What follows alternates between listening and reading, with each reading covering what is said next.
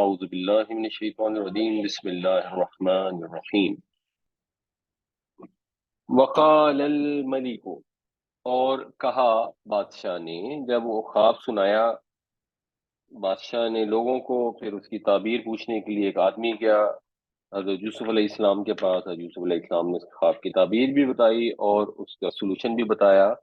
تو بادشاہ نے لوگوں سے کہا ائتونی بھی، ائتونی لے آؤ اس کو میرے پاس۔ یہ کیسے بنا؟ بنیادی طور پر ہوتا ہے عطا یاتی۔ عطا یاتی کا مطلب ہوتا ہے پہنچنا۔ اس سے جو فعل امر بنے گا وہ بنے گا یاتی سے، اس کی یہ کاٹ دیں گے، اب یہ پڑھا نہیں جا سکتا تو اس سے پہلے ایک الف لگانی پڑے گی اور یہاں پر زیر آ جائے گی، ایتی۔ اب ایتی، تو آ، تو پہنچ، تو تم سب پہنچو، تم سب پہنچو کہاں؟ جی میرے پاس، تم سب پہنچو میرے پاس، بھی اس کے ساتھ، اس کے ساتھ میرے پاس پہنچو۔ با محاورہ ترجمہ بنے گا بادشاہ نے کہا اس کو میرے پاس لاؤ۔ جب حضرت یوسف علیہ السلام کی تعبیر اس نے سنی تو وہ اتنا متاثر ہوا کہ کسی کو سمجھ نہیں آ رہی، اتنے بڑے بڑے میں نے درباری رکھے ہیں، اتنی سویلائز، جتنی بڑی مملکت ہے مصر، کوئی بتانے میں کامیاب نہیں ہوا کہ خواب کی کیا تعبیر ہے۔ اس شخص نے تعبیر بھی بتا دی اور اس کے بعد اس کا سلوشن بھی بتایا، جو اتنا زیادہ سینسیبل، عقل مندی والا سلوشن ہے، تو وہ فوراً امپریس ہوا۔ اور یہی ہونا چاہیے، کوئی بھی سمجھدار بادشاہ ہوگا۔ ہمارے یہاں اس کی مثال ایک ملتی ہے اکبر بادشاہ کی، جو 8 سال کا تھا تو بادشاہ بن گیا، پڑھا لکھا تو بالکل تھا ہی نہیں کیونکہ موقع ہی نہیں ملا، لیکن خود پڑھا لکھا نہیں تھا، لیکن اس نے جتنے قابل بندے اکٹھے کر سکتا تھا اکٹھے کر لیے۔ اسی وجہ سے مغل دور کے اندر سب سے اسٹرانگ جو اقتدار تھا وہ اکبر کا ہی تھا۔ اس کے اندر دوسرے مسائل تھے، اس نے دین الہی شروع کر دیا، بہت ساری چیزیں کی، ہندو عورتوں سے شادیاں کی، مگر دنیاوی لحاظ سے وہ عقل مند بادشاہ تھا کہ خود تعلیم نہ ہونے کے باوجود بہتر لوگوں کو اپنے پاس لے آیا۔ یہ بے وقوف بادشاہ ہوتے ہیں جو خوش آمدیوں کو، نکمے لوگوں کو اپنے ساتھ رکھتے ہیں۔ بہر وہ بھی ایک انسان کی نیچر ہے، خوش آمدی لوگ اپنی جگہ بنا لیتے ہیں، بٹ جیسے ہی اس کو پتا لگا اس نے کہا انہیں لاؤ میرے پاس۔ اب جب اس نے یہ کہا لاؤ میرے پاس تو اب یہ انڈرسٹوڈ ہے، کیونکہ حضرت یوسف علیہ السلام کو بھی اللہ تعالیٰ نے تعویل سکھائی، باتوں کی حقیقت تک، اصل تک پہنچنا سکھایا۔ تو حضرت یوسف علیہ السلام کو بھی ڈیفینیٹلی اب یہ چیز سمجھ آ گئی ہوگی کہ وہ مجھے اس لیے بلا رہا ہے کہ وہ خوش ہوا ہے، اور جب وہ مجھے بلائے گا، اور بادشاہ جب کسی سے خوش ہوتے ہیں اور اگر اتنی لاجیکل اور اتنی عقل مندی کی کو بات کرتا ہے تو اس کو اپنا قرابت دار مصاحبی بنا سکتے ہیں۔ تو فلما جاءہ الرسول، جب گیا اس کے پاس، الرسول بھیجا ہوا، بنیادی طور پر رسول کا مطلب ہوتا ہے بھیجا ہوا، تو پھر اللہ کے رسول جو اس منصب پر فائز ہوتے ہیں وہ اللہ کی طرف سے بھیجے گئے ہوتے ہیں تو وہ رسول کہلاتے ہیں۔ یہاں رسول سے مراد ہے قاصد، تو اس نے بھیجا قاصد، تو جب آیا ان کے پاس قاصد، قالا، اس نے کہا ارجع الی ربک، کہ پلٹ جا اپنے آقا کے پاس۔ یعنی قاصد کا خیال ہوگا شاید کہ ایک قیدی اتنے سالوں سے جیل کی مشقتیں برداشت کر رہا ہے، قید ہے، رہائی کی خبر ملے گی تو کتنا خوش ہوگا، اور خبر بھی ایسی کہ آؤ بادشاہ وہ میں بلا رہا ہے۔ توقع کے خلاف اس کو جواب ملا واپس چلے جاؤ، لوٹ جاؤ اپنے آقا کے پاس۔ پس الہو، پس سوال کرو اس سے، پوچھو اس سے، ماں بالو نسوا، بال جو ہے اس کا مطلب ہوتا ہے حالت، ظاہری سچویشن۔ ویسے بال کا مطلب دوسرا بھی ہوتا ہے، جو اندر کی چیز کو باہر نکالنے کے لیے، تو یہ بلغم کو بھی کہتے ہیں بال، اور بول اس کا وہ مصدر ہوتا ہے بالا یا بولو کا، مگر بال کا مطلب ہوتا ہے کہ اندر کی چیز کو بھی کہتے ہیں بال، دل میں چھپی حقیقت، اور ظاہری حالت کو بھی کہتے ہیں، دونوں کو کہتے ہیں۔ تو ماں بال النسواتی، کیا حال ہے ان عورتوں کا، اللہ تی کی جمع ہے، اللہ بھی ہوتی ہے، اللہ تی بھی ہوتی ہے، جنہوں نے قطعن ایدیہن، کاٹ ڈالے تھے اپنے ہاتھ، کاٹ ڈالے تھے اپنے ہاتھ۔ اب ریفر اس چیز کو کیا جا رہا ہے، اس سے وہ ایمفسائز ہوتی ہے جو شروع میں ہم نے ڈسکشن کی تھی کہ جو انہوں نے ہاتھ کاٹے تھے ایکچولی ان کا وہ فریب تھا، کسی طریقے سے وہ حضرت یوسف علیہ السلام کو انفلوئنس کرنا چاہ رہی تھیں، اس لیے انہوں نے اپنے ہاتھ تک کاٹ دیے، اور نہیں وہ انفلوئنس ہوئے تو اسی کا پھر غالباً بہانہ بنا کر جیل میں ڈلوایا گیا ہوگا۔ تو اس کی طرف اشارہ کیا کہ اچھا پھر عورتوں کا کیا قصہ ہے جنہوں نے اپنے ہاتھ زخمی کر لیے تھے، اس واقعے کی تحقیق کرو، وہ کیا واقعہ ہے جس کی وجہ سے مجھے جیل میں ڈالا گیا۔ کیوں؟ کیونکہ اگر بادشاہ نے ان کو کوئی منصب دینا تھا تو یہ بڑا امپورٹنٹ ہے کہ حضرت یوسف علیہ السلام کی جو پرسنالٹی ہے وہ کسی بھی قسم کی خیانت، کسی بھی قسم کے برے ایفیلیشن سے پاک ہو، کوئی ریپوٹیشن میں ایشو نہ ہو۔ ایک حد تک انسان اپنی ریپوٹیشن کو گارڈ کر سکتا ہے، اس کے بعد تو پیٹھ پیچھے تو خیر لوگ بہت ساری باتیں کر سکتے ہیں، لیکن جہاں ممکن ہو اور جب ایسی سچویشن ہو تو اپنی صفائی دینی چاہیے، اپنے آپ کو الزام سے بری کرنے کی کوشش کرنی چاہیے، بجائے اس کے کہ وہ ایک وقتی حسن زن سے فائدہ اٹھا کر بادشاہ کے قریب آ جاتے، اس کے بعد معاشرے میں باتیں ہوتی رہتی کہ اچھا اچھا یہ وہ یوسف ہے جس نے نعوذ باللہ غلط کام کوئی کیا تھا، اور لوگوں کے اندر یہ امپریشن ہوتا۔ تو آپ علیہ السلام نے اس کو پہلے کلیئر کروایا، اور ساتھ کانفیڈنس ہے، ان ربی بکیدہن علیم، بے شک میرا رب ان کی چالوں سے خوب واقف ہے، ان کے فریب سے خوب واقف ہے۔ یہ جو انہوں نے فریب کیا تھا ہاتھ کاٹنے والا، اللہ خوب اس کو اچھی طرح جانتا ہے، وہ مزید جھوٹ بولیں گے، اللہ تعالیٰ جو ہے وہ ٹھیک ہے، وہ میری مدد فرمائے گا۔ یہ اس کانفیڈنس کا اظہار ہے، اور یہ ایک مومن کے بات کرنے کا طریقہ ہے۔ جب بھی اس نے بات کرنی ہے، جو بھی کام کرنا ہے، اس میں اخلاق بھی ہوگا، سٹلٹی بھی ہوگی، حکمت بھی ہوگی، لاجک بھی ہوگی، اور اپنے رب کا ذکر بھی ہوگا۔ اللہ کی یاد کے بغیر، اللہ کا نام لیے بغیر مومن کی بات مکمل نہیں ہوتی۔ نبی کریم صلی اللہ علیہ وسلم کی ایک حدیث اس طرح سے ہے کہ وہ مجلس جس میں اللہ کا نام نہ لیا جائے وہ مردہ اٹھائی جائے گی، جس مجلس میں اللہ کا نام نہ لیا جائے وہ مجلس ہی مردہ ہے۔ تو مومن جب بھی بات کرے گا وہ یہ نہیں کہے گا دیکھو میں کتنا معصوم تھا، میں پاک باز تھا، یہ بات تو کرنی ہے، حقیقت واقعہ کو بیان تو کرنا ہے، مگر ساتھ اپنے رب کا نام ضرور لینا ہے، کہ جو بھی ہو رہا ہے تم جاؤ گے، بات کرو گے، ڈسکشن ہوگی، تو میرا اللہ دیکھ رہا ہے، مجھے اپنے رب پر اعتماد ہے۔ وقال الملك ائتوني به فلما جاءه الرسول قال ارجع الى ربك فاسأله ما بال نسوة اللاتي قطعن أيديهن ان ربی بکیدہن علیم، اور کہا بادشاہ نے کہ اس کو میرے پاس لاؤ۔ پھر جب آیا اس کے پاس قاصد تو فرمایا پلٹ جاؤ اپنے آقا کے پاس، پس پوچھو اس سے کیا حالت ہے، کیا واقعہ ہے ان عورتوں کا جنہوں نے زخمی کر لیے تھے اپنے ہاتھ، بے شک میرا رب ان کے مکر سے خوب واقف ہے۔ قالا، اس نے کہا۔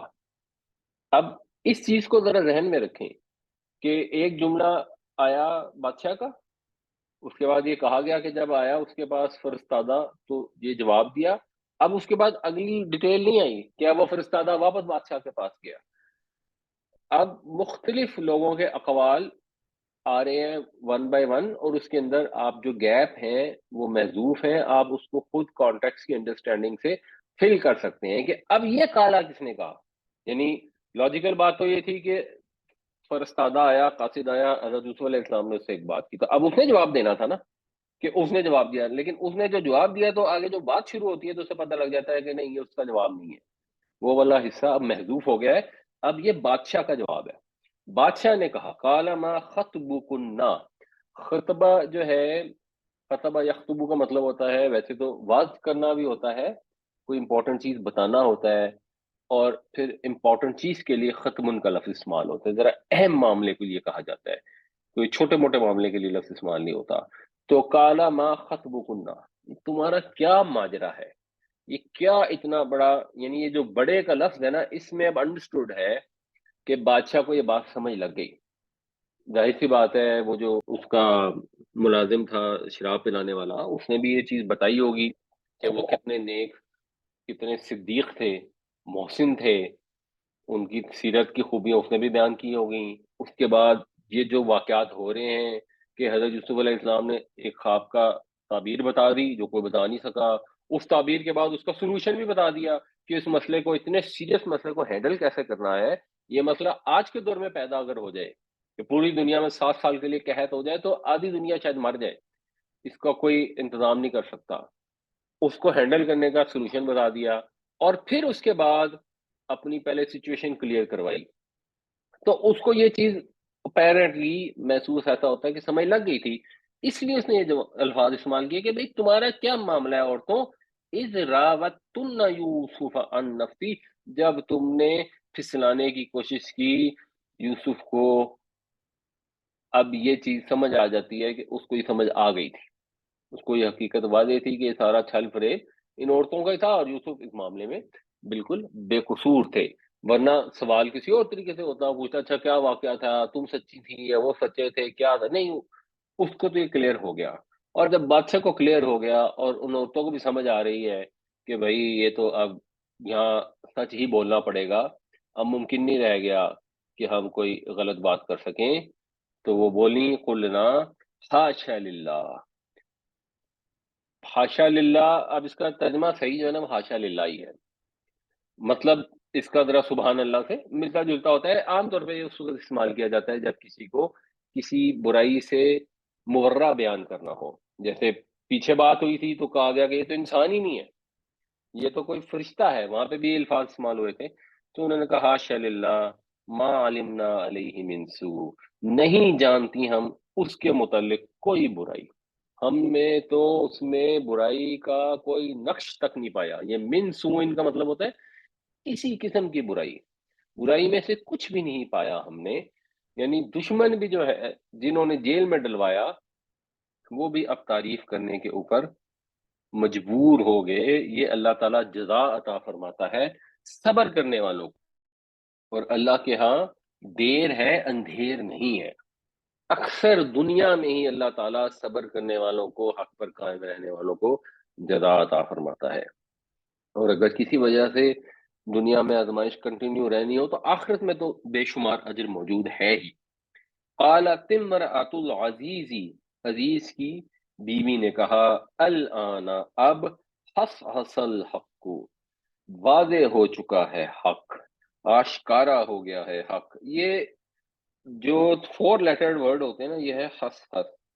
اس کا مطلب ہوتا ہے کسی چیز کا، پوشیدہ چیز کا سامنے آ جانا. لیکن یہ جو اس طرح سے آتے ہیں نا، ہس اور ہس دو، ان میں بیسیکلی ایمفیسس جو ہے وہ پایا جاتا ہے، اس وجہ سے اس طرح استعمال ہوتے ہیں. ویسے اس کے علاوہ بھی ہوتے ہیں 4 لیٹر، جیسے یہ سنبل ہے تو سنبلا یو سنبلو، یہ بھی 4 لیٹر ہے، ربائی ہے. مگر زیادہ تر قرآن شریف میں جو استعمال ہوئے ہیں 4 لیٹر، وہ اس طرح کے بھی استعمال ہوئے ہیں. اب واضح ہو چکا ہے حق، انا راوتہ عن نفسی، میں نے پھسلایا اس کو اپنے نفس سے. یہ راوتو جو ہے یہ بنیادی طور پر رے، واو اور دال، رادا یہ رودو، اس کا مطلب ہوتا ہے چکر لگانا، کسی چیز کی طلب میں گھومنا. اور پھر اس سے جو باب مفاعلہ ہوتا ہے نا، راودا یراودو، اس کا مطلب ہوتا ہے بار بار دوسرے کو کنونس کرنے کی کوشش کرنا، بہت زیادہ کنونس کرنے کی کوشش کرنا. اس پرٹیکولر معاملے میں ہم کہیں گے بہکانا، پھسلانا. یہی لفظ آگے بھی استعمال ہوگا، اس میں مطلب اس کا یہی ہوگا کہ ہم ان کو کنونس کرنے کی کوشش کریں گے. وَإِنَّهُ لَمِنَ الصَّادِقِينَ، اور بے شک وہ سچوں میں سے تھا، وہی راست باز تھا.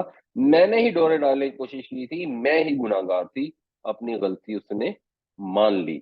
قال ما خطبكن إذ راوتن يوسف عن نفسه قلنا حاش لله ما علمنا عليه من سوء قالت امرأة العزيز الآن حصحص الحق وأنا راودته عن نفسه وإنه لمن الصادقين. کہا کیا معاملہ ہے تم لوگوں کا، کیا ماجرا ہے تمہارا جب تم نے پھسلانے کی کوشش کی یوسف کو، کہنے لگی حاشا للہ، ہم تو نہیں جانتی اس کے اندر کوئی بھی برائی۔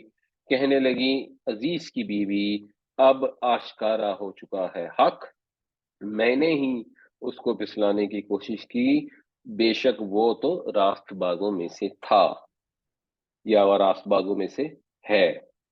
ایک چیز اس میں اگر آپ نوٹس کریں تو یہ را و تنہ میں اب دال اور تے ہے، تو یہ دال اور تے قریب المخرج ہیں، تو بیسیکلی دال ختم ہو گئی ہے اور یہ تے میں کنورٹ ہو گئی ہے۔ یہ چیز ہم نے گرامر میں اپنی سیکھی تھی۔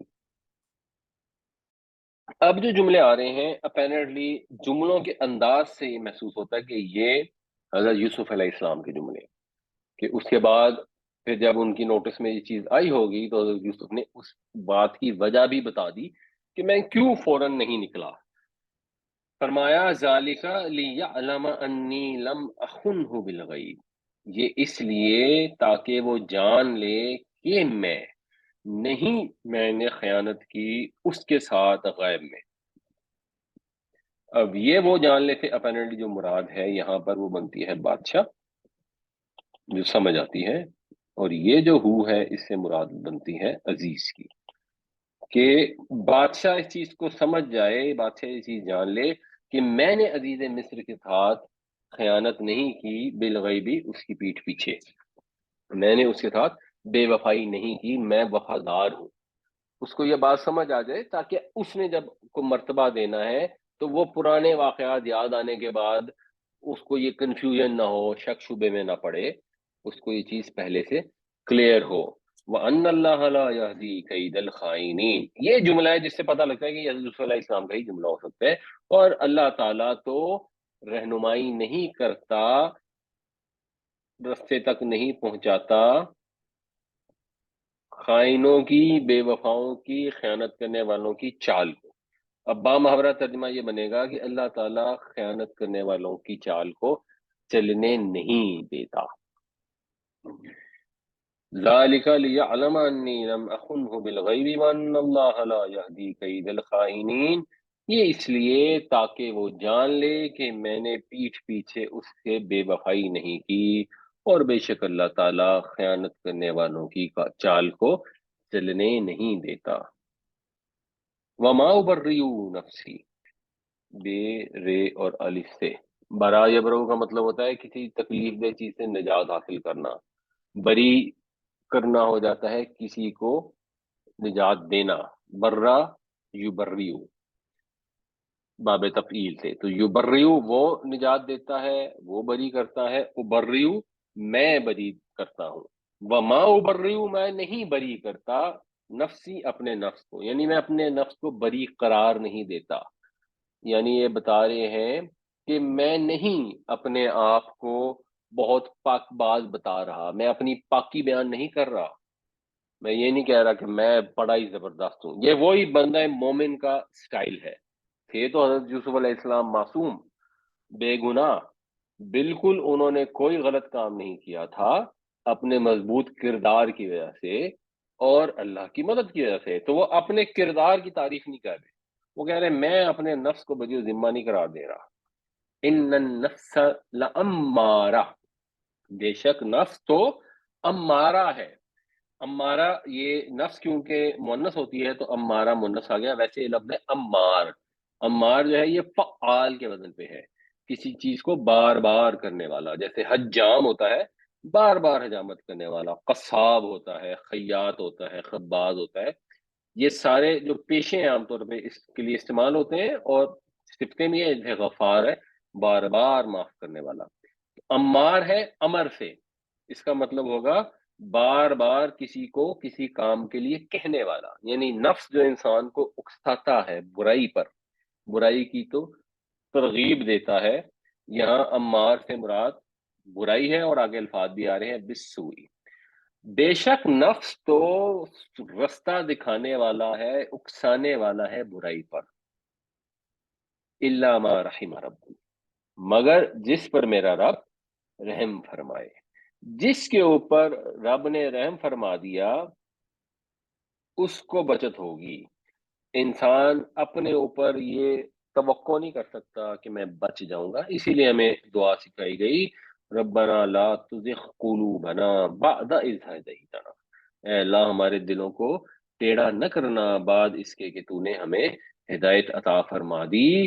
تو اللہ ہی ہے، یہ اللہ کی رحمت ہے، اس کی عنایت ہے جس نے مجھے فتنوں سے محفوظ رکھا. نفس تو انسان کو اکساتا ہے، نفس میرے ساتھ بھی ہے، وہ برائی کے لیے وسوسہ اندازی کرتا رہتا ہے. اس کے فتنوں سے وہی شخص محفوظ رہ سکتا ہے جس پر اللہ کی رحمت ہو، اللہ کا فضل ہو. تو اگر میں بچا رہا تو اسی وجہ سے کہ میرے رب کے فضل نے مجھے ڈھانپے رکھا. اور یہ اللہ تعالیٰ کی سنت بھی ہے. بنیادی طور پر حضرت یوسف علیہ السلام نے تو اپنی پاک بازی کو میٹیگیٹ کیا، کثر نفسی کا مظاہرہ کیا، لیکن اللہ تعالیٰ کا طریقہ بنیادی طور پہ کیا ہے؟ اللہ نے انسان کو نیکی اور بدی دونوں کا الہام کیا ہے. اس کے اندر یہ کیپیسٹی رکھی ہے کہ نیکی اور بدی کو پہچان لے، اور اب اس کو اختیار دے دیا ہے کہ وہ برائی کا رستہ اختیار کرنا چاہتا ہے یا اچھائی کا. اگر وہ برائی کا رستہ اختیار کرتا ہے تو اللہ تعالیٰ اس کو اس رستے میں بڑھنے کے لیے بھی ڈھیل دے دیتا ہے. اور اگر وہ نیکی کی راہ اختیار کرتا ہے، اگر اس کے رستے میں جو مشکلیں آتی ہیں، پریشانیاں آتی ہیں، اس کا اگر ہمت سے مقابلہ کرتا ہے تو اللہ تعالیٰ اسی طرح رحمت فرماتا ہے اور اس رستے کو آسان کر دیتا ہے. یہ وہ اللہ کی آسانی ہے، اس کا ہر وقت شکر ادا کرنا چاہیے. ان ربی غفور الرحیم، بے شک میرا رب بہت بخشنے والا ہے، ہمیشہ رحم فرمانے والا ہے. وما ابرئ نفسی ان النفس لامارۃ بالسوء الا ما رحم ربی ان ربی غفور الرحیم. اور میں بری نہیں قرار دیتا اپنے نفس کو، بے شک نفس تو برائیوں کے رستے دکھاتا ہے سوائے اس کے مگر جب میرا رب رحم فرما دے. بے شک میرا رب بہت بخشنے والا، رحم فرمانے والا ہے. قرآن شریف میں نفس کی تینوں حالتوں کا بیان کیا گیا ہے. نفس امارہ بھی بیان کیا گیا ہے، نفس لوامہ بھی بیان کیا گیا ہے، جو لامہ علم سے ملامت کرنے سے ہے، جو بار بار ملامت کرتا رہتا ہے. اس کو شاید ہم ضمیر کا نام بھی دے سکتے ہیں. اور پھر نفس کی حالت جب وہ امارہ اور لوامہ کیفیت سے انسان اگر اس رستے پر چل پڑے کہ سیدھے رستے کو اختیار کر لے اور اللہ کے فرما بردار بن جائے، تو پھر وہ مطمئن ہو جاتا ہے، پھر اس کو مشکلیں آسان ہو جاتی ہیں. تکلیفیں آتی ہیں بٹ اپنے رب پر بھروسہ ہوتا ہے تو وہ مشکل حالات سے گزر جاتا ہے. ایسے مشکل حالات سے گزر جانے والوں کے لیے پھر وہ خوشخبری ہے جو 30ویں پارے میں آتی ہے، اکثر نماز میں بھی قاری صاحب پڑھتے ہوتے ہیں، یا ایتھا النفس المطمئنہ ارجعی الی ربی کی راضیۃ مرضیہ. تو اے نفس مطمئن، چل اپنے رب کی طرف اس حال میں کہ وہ تجھ سے راضی، تو اس سے راضی. وقال الملک اتونی به، اور کہا بادشاہ نے اس کو لاؤ میرے پاس. یعنی اب یہ سارا واقعہ ہو گیا، اب تو بادشاہ بالکل کلیئر ہو گیا. پہلے اس کو دو چیزیں پتا تھیں، اب اس کو تیسری چیز بھی پتا لگ گئی، وہ مزید گرویدہ ہو گیا. استخلصہ لنفسی، یہ استخلص یستخلصو، خاص کر لینا، خالص کر لینا کسی کو، اور الف سین تے سے ایمفسس بھی اس میں پیدا ہو جاتا ہے کیونکہ یہ باب افعال سے بھی خالص کرنے کا مفہوم ہوتا ہے. یہ پھر زیادہ ایمفسس والا استعمال ہوتا ہے استخلصہ. ویسے اس کا مطلب تو طلب کرنا ہوتا ہے کسی چیز کو، بٹ اس میں بعض اوقات ایمفسس کا معنی بھی شامل ہوتے ہیں. تو میں خالص کر لوں اس کو لنفسی، اپنے لیے، میں بالکل اس کو اپنا خالص کر لوں، میں اس کو اپنا معتمد خاص بنا لوں. اب لیا اس کو میرے پاس، اب وہ ایک طرح سے نادیدہ عاشق ہو گیا، اس نے فیصلہ کر لیا کہ میں اب اس کو اپنا معتمد خاص بناؤں گا. اور جب معتمد خاص بنانے کا کوئی فیصلہ کر لے تو بادشاہ اگر ہے، بادشاہ کی حکومت ہے، بادشاہت ہے، تو اس میں تو سارے اختیارات کا مرکز بادشاہ کی ذات ہوتی ہے. اس کا مطلب ہے کہ اب وہ کچھ بھی اس کو حوالے کر دے، کوئی پورے ملک میں چوں چرا نہیں کر سکتا. فلما کلمہ، پھر جب اس نے اس سے کلام کیا، پھر جب ان کے آپس میں بات چیت ہوئی. اب ون کین ایزیلی امیجن، یہاں پہ اس کی ڈیٹیل نہیں ہے لیکن انسان کو یہ سمجھ آ سکتی ہے کہ جب وہ جب دل کے دو ساتھیوں نے حضرت یوسف علیہ السلام سے خواب کی تعبیر پوچھی تو ان کے ساتھ حضرت یوسف علیہ السلام نے کتنی خوبصورت گفتگو کی، کیونکہ آپ اللہ کے نبی بھی ہیں، آپ کو اللہ تعالیٰ نے خاص علم دیا ہے، باتوں کی تہ تک پہنچنا بھی سکھایا ہے، لوگوں سے بات کرنا کا حکمت طریقہ کار بھی سکھایا ہے۔ تو بادشاہ سے جب آپ نے گفتگو فرمائی ہوگی تو کس لیول کی گفتگو فرمائی ہوگی؟ اس نے وہ باتیں سنی، قال، اس نے کہا انک الیوم لدینا، بے شک آج کے دن سے تم ہمارے پاس، لدئی کا مطلب ہوتا ہے پاس، لدینا ہمارے پاس، مکین امین، مکین ہو اور امین۔ یہ اب سمجھنے کی ضرورت ہے کہ حضرت یوسف علیہ السلام نے جو خواب کا مطلب بتا کر اس کے بعد جو اس کا سلوشن بتایا، وہ دین کا علم نہیں تھا کہ سارا 7 سال جو ہے تم بہت احتیاط کرنا، اس غلے کو جمع کرنا، اور پھر اگلے 7 سال اس کو کھانا، اور غلے کو تم نے نارمل پریکٹس نہیں کرنی، اس کی تھریشنگ نہیں کرنی، اس کو دانوں کے اندر چھوڑ دینا ہے، اس کا بوس علیحدہ نہیں کرنا۔ یہ اس کو سیو کرنے کا طریقہ ہے۔ پتہ نہیں دنیا والوں کو اس سے پہلے یہ طریقہ پتا تھا یا نہیں پتا تھا، اور پوری اسی کو اسکیم بتائی موسٹ پرابلی، یا انڈرسٹوڈ ہے کہ اس کو بتایا ہوگا کہ اس کے لیے خاص گودام بنوانے ہوں گے، گوداموں کے اندر اس کو اسٹور کرنا ہوگا، اور 7 سال کا قحط آنا ہے، وہ معمولی چیز نہیں ہے۔ تو ان 7 سالوں میں بہت زیادہ فصلیں بھی اگانی ہوں گی، زراعت کے اوپر ضرورت سے زیادہ توجہ دینی ہوں گی تاکہ بہت سارا غلہ سیو ہو سکے، اور خود استعمال بھی احتیاط سے کرنا ہوگا، پھر اگلے سالوں میں تو اور زیادہ روک روک کر تھوڑا تھوڑا تھوڑا کر کے استعمال کرنا ہوگا۔ بمشکل آخری سال میں پہنچو گے کہ تھوڑا سا بچے گا جو اگلے سال کے بیچ کے لیے کافی ہوگا، اور غلہ ختم ہو جائے گا۔ اس کو اتنا نازک طریقے سے ہینڈل کرنا ہے۔ یہ ساری جو چیزیں حضرت یوسف علیہ السلام نے بتائیں، یہ قرآن کا، حدیث کا، ایون عربی کی گرامر کا، اس کا علم نہیں ہے۔ علم بہت ضروری ہے، دین کا علم ہونا، سرٹن منیمم پاسبل علم ہونا بہت ضروری ہے، قرآن شریف سے تعلق ہونا بہت ضروری ہے، لیکن قرآن جب علم کی بات کرتا ہے تو قرآن نے صرف اس علم تک محدود نہیں رکھا۔ یہ جو ہنر ہے، مہارت ہے، ایکسپرٹیز ہے، جو حضرت یوسف علیہ السلام کی تھی، جس کی وجہ سے بادشاہ ایسا گرویدہ ہو گیا کہ مکین اور امین بنا لیا، یہ دنیاوی علم کی بات ہو رہی ہے۔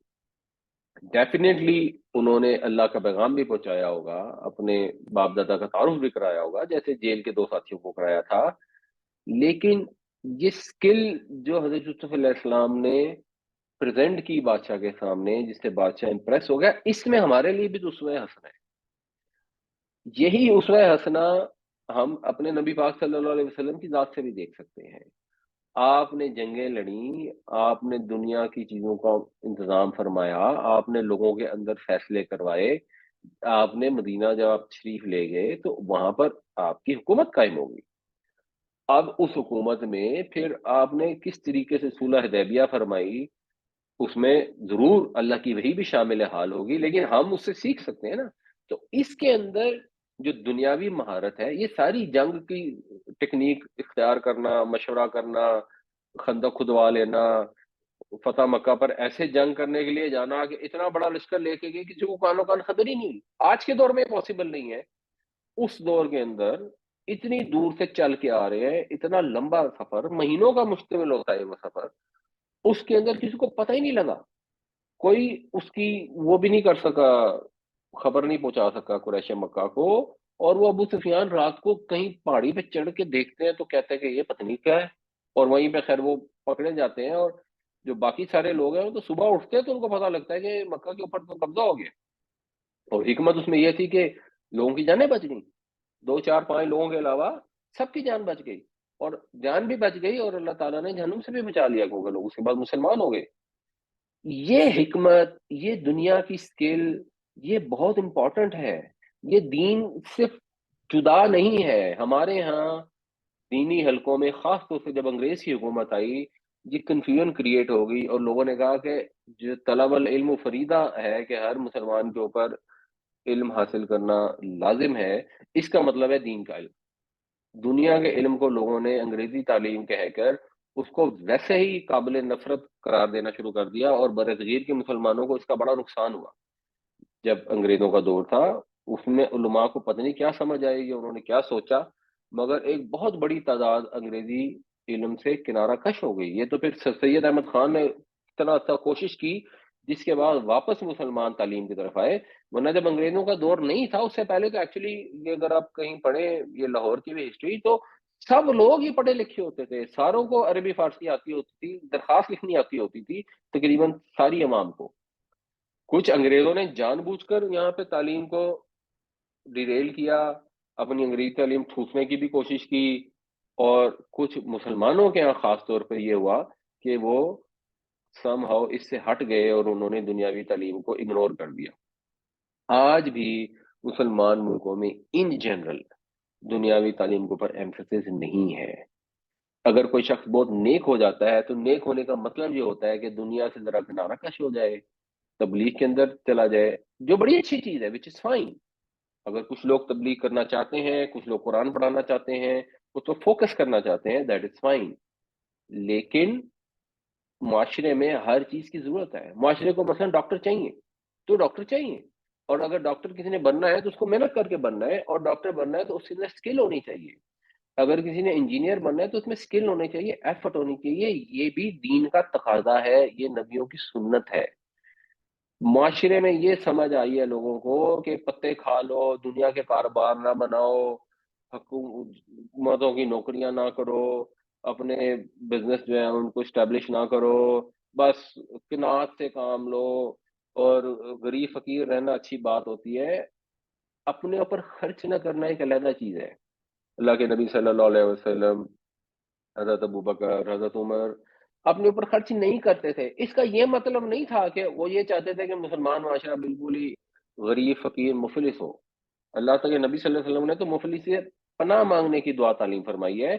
تو یہ حضور ہی کا اسوہ حسنہ تھا جس کو لوگوں نے فالو کیا. حضرت ابوبکر نے, حضرت عمر نے, تو نوبت یہاں پہنچ گئی کہ حضرت عمر کے دور میں کوئی زکوٰۃ لینے والا نہیں ملتا تھا, غربت ختم ہو گئی تھی, جو آج کے دور میں بڑی سے بڑی حکومت میں نہیں ہوگی, شاید سنگاپور ٹائپ ملک میں ہوگی, بٹ غربت ہی ختم ہو گئی. اس میں فتوحات بھی تھی, تو فتوحات بھی دنیاوی مہارت کی وجہ سے حاصل ہوتی ہے نا. اللہ کی مدد تو شامل حال ہر چیز میں ہے. یہ تو مسلمان کا سسٹم ہے ہی ہے کہ اس نے اللہ کو ہر حال میں ریمائنڈ کرنا ہے, اللہ کو ہر حال میں یاد کرنا ہے, ہر حال میں یہ کہنا ہے کہ اللہ کا فضل ہے. اپنی جو ایفرٹ کرنی ہے وہ بھی تو اس کے اندر شامل ہے. تو ہمارے معاشرے میں ہم لوگوں کو یہ پتہ لگا ہے کہ بالکل ہی مرے سے رہو, کوئی تمہارے اندر نہ اسکل ہو, نہ سائنس ہو, نہ ٹیکنالوجی ہو. پتہ لگے گا پوری دنیا میں, پورے عالم اسلام میں جن کی آبادی کو 2 ارب سے تو اوپر ہوگی, اس کے اندر جو نوبیل پرائز یافتہ ہیں وہ جتنے ہوں گے, ایک اکیلے اسرائیل میں جو ٹڈی جتنا ملک ہے اس کے اندر, اس سے پتہ نہیں درجنوں گنا زیادہ ایک اسرائیل کے اندر نوبیل پرائز ونر ہے. تو ہم اتنے نکمے, اتنے نیلے ہیں, اور اس پر سمجھتے ہیں کہ یہ خدا نہ خواستہ اللہ تعالیٰ نے یا اللہ کے نبی صلی اللہ علیہ وسلم نے ہمیں تعلیم دی ہے کہ نکمے نیلے رہو, دنیا تو جو ہے بری بری ہے, دنیا تو کٹی ہے, اس سے تو پیچھے چلنے والا بہت ہی گھٹیا آدمی ہوتا ہے. نہیں, یہ ساری جو نصیحتیں ہیں سورہ یوسف کے شروع میں اللہ تعالیٰ نے بتایا کہ اس میں سوال کرنے والوں کے لیے بہت ساری نشانیاں ہیں, ہمارے لیے بھی اس میں بہت ساری سیکھنے کی چیزیں ہیں. کہ حضرت یوسف علیہ السلام کا یہ مرتبہ ہوا اپنی اسکل کی وجہ سے جو اللہ نے عطا فرمائی, اور اللہ نے سسٹم بنایا کہ عزیز کے پاس پہنچایا, اس کے پاس کئی سال آپ رہے, ایک بہت اسٹرانگ آفیسر کے پاس, اور اسٹیٹس کا ملا مکین اور امین کا. مکین اور امین کا اسٹیٹس کیا ہے اس کو سمجھنا آسان ہو جاتا ہے اگر ہم سورۃ تکویر کی ایک آیت دیکھیں. اس میں آتا ہے انہ لقول رسول کریم, یہ حضرت جبریل علیہ السلام کے متعلق اللہ تعالیٰ بتاتے ہیں کہ یہ کوئی معمولی چیز نہیں ہے, یہ تو وہ لے کے آئے ہیں فرشتے, اس کو پیغام پہنچانے والے. یہ ان کی بات ہے. وہ کون ہے؟ ذی قوت ہے, عند ذی العرش مکین, اور وہ قوت والے ہیں, اور جو عرش والا ہے اس کے ہاں وہ مکین ہے. تو مکین کا مطلب ہوتا ہے مرتبے والا. مکونا یمکونو کا مطلب ہوتا ہے رتبے والا ہونا, مرتبے والا ہونا. اس سے پھر مکین ہے جس کا بڑا مرتبہ ہو. تو یہ ہر ایک کے لیے نہیں استعمال ہوتا, یہ چند ہی لوگ ہوتے ہیں جن کے لیے لفظ استعمال ہو سکتا ہے. جیسے حضرت جبرائیل علیہ السلام نارمل فرشتے نہیں ہیں, تو ان کے لیے لفظ استعمال ہوا. پھر کہا مطاعن ثم امین, بات ان کی مانی جاتی ہے, اور وہ امین بھی ہیں, امانت دار بھی ہیں. حضرت جبرائیل علیہ السلام امانت دار ہے کا کیا مطلب ہے؟ وہ بھروسے کے قابل ہے. وہ جو ان کی ایبلٹی ہے اور ان کی امانت ہے اس کے اوپر مکمل بھروسہ ہے۔ تو یہی بادشاہ نے حضرت یوسف علیہ السلام کو کہا کہ اب تم ہمارے ہاں مکین بھی ہو، تمہیں اقتدار دیا جا رہا ہے، تمہیں اختیار دیا جا رہا ہے، تمہارا ہمارے پاس بہت بڑا مرتبہ ہوگا۔ بائبل سے یہ پتہ لگتا ہے کہ بادشاہ نے ساری چابیاں ان کے حوالے کر دی اور اپنی انگوٹھی بھی ان کو دے دی، لوگوں کو کہہ دیا بھائی جو یہ کہے گا ہاں تو ہاں، یہ کہے گا نہ تو نہ، مکمل اقتدار ان کو مل گیا۔ اور آگے سورہ یوسف میں ہم دیکھیں گے ایسا ہی محسوس ہوتا ہے کہ مکمل اقتدار حضرت یوسف علیہ السلام کے پاس ہی تھا۔ یہ اس اسکل کی وجہ سے آیا، صبر کی وجہ سے، ہمت کی وجہ سے، اللہ پر توکل کی وجہ سے، اور دنیاوی اسکل کی وجہ سے، اور مکین بھی ہو گئے اور ہمارے بھروسے کے قابل بھی ہو گئے، ہمارے معتمد ہو گئے۔ وقال الملك ائتوني به استخلصه لنفسي فلما كلمه قال انك اليوم لدينا مكين امين۔ اور بادشاہ نے کہا اس کو میرے پاس لاؤ، میں اس کو خاص اپنے لیے کر لوں گا خالص۔ پس جب اس نے اس سے بات چیت کی تو کہا اب تم ہمارے ہاں با اقتدار اور معتمد ہو گئے۔ قالا، حضرت یوسف علیہ السلام نے کہا، اب بادشاہ نے کہا جی اب میں اقتدار تمہیں دے رہا ہوں۔ اب یہ ایک طرح سے یہ بات ہوتی ہے میں اقتدار دے رہا ہوں، اب بتاؤ کیا تم کرنا چاہو گے، کون سی تم کام کرنا۔ جیسے اگر ہمیں کوئی جاب پہ ایک بندہ ملتا ہے اور بڑا ہی قابل آ جاتا ہے اور ہمارے پاس 3 4 پوسٹ ہوتی ہیں تو ہم پوچھتے ہیں کہ اچھا یار آپ کون سی لینا چاہتے ہیں، ہم کہتے ہیں بندے کو نہیں چھوڑنا، یہ بندہ بہت ہی قابل ہے، ہمیں ضرورت ہے یا نہیں ہے تب بھی اس کو رکھ لو، اور اگر 3 4 جگہوں پہ ضرورت ہے تو اس کو رکھ کے اس سے پوچھتے ہیں بھائی تم بتاؤ تم نے کیا کرنا ہے۔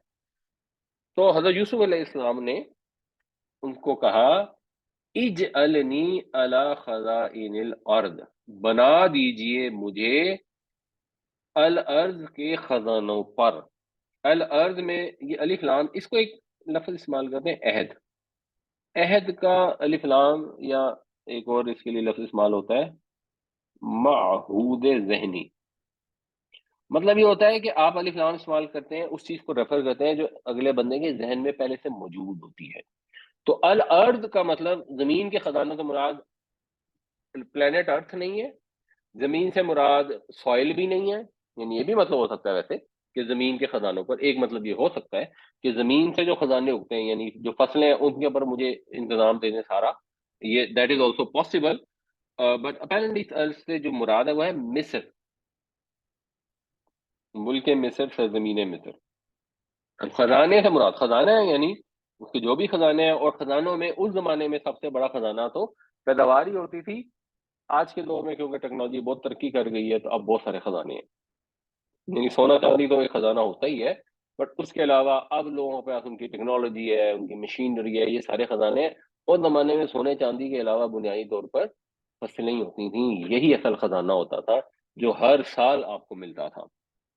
تو فرمایا کہ مجھے مقرر کر دیجئے، معمور کر دیجئے ملک کے خزانوں پر، ملک کے ذرائع آمدنی پر، اس سے مراد پھر ہو جائے گی تمام پیداوار موسٹ پرابلی۔ انی حفیظ علیم، بے شک میں حفیظ ہوں، میں حفاظت کر سکتا ہوں، میں نگران ہوں، کیونکہ اب یہ بہت کمپلیکیٹڈ ٹاسک تھا، اس کے لیے بڑی مانیٹرنگ چاہیے تھی، تو میں مانیٹر کر سکتا ہوں، علیم میں علم والا ہوں۔ اور یہ علم کی تو بات سمجھ ہی آ گئی تھی بادشاہ کو۔